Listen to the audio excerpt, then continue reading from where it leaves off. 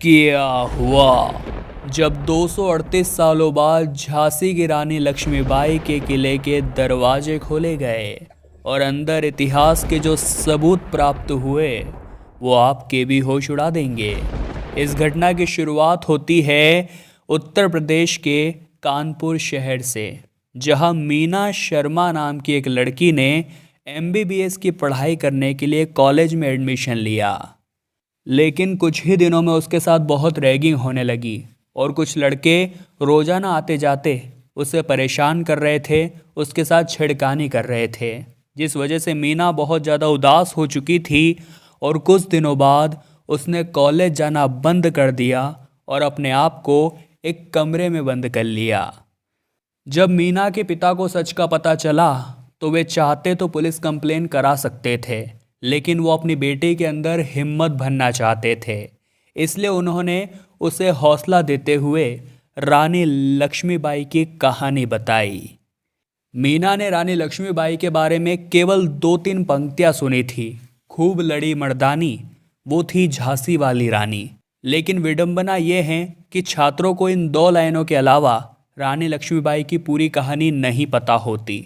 उसके पिता ने उसे सच बताते हुए कहा, सन 1842 में राजा गंगाधर राव से मणिकर्णिका यानी रानी लक्ष्मीबाई की शादी हुई। शादी के बाद उन्होंने एक पुत्र को जन्म दिया जिसका नाम दामोदर राव रखा गया, लेकिन 4 महीने के बाद ही उसकी मृत्यु हो गई।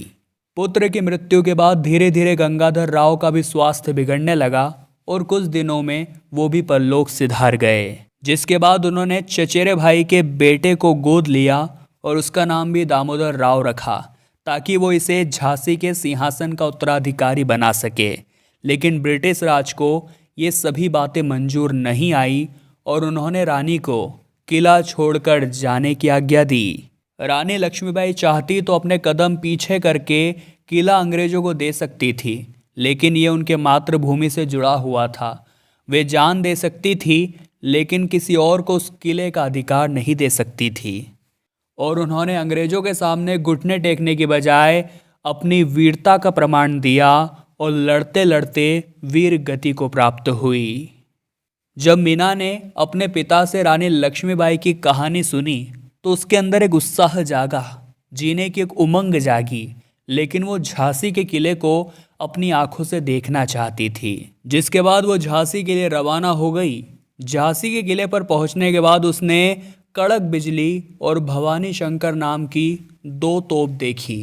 कहा जाता है ये दुनिया की दूसरे नंबर की सबसे विशाल तोप है और इस तोप ने कई महीनों तक अंग्रेजों के पसीने छुटवा दिए थे। उस दिन मीना ने रानी लक्ष्मीबाई के किले को बहुत अच्छी तरह से देखा, समझा और पूरी तरह से एक्सप्लोर किया।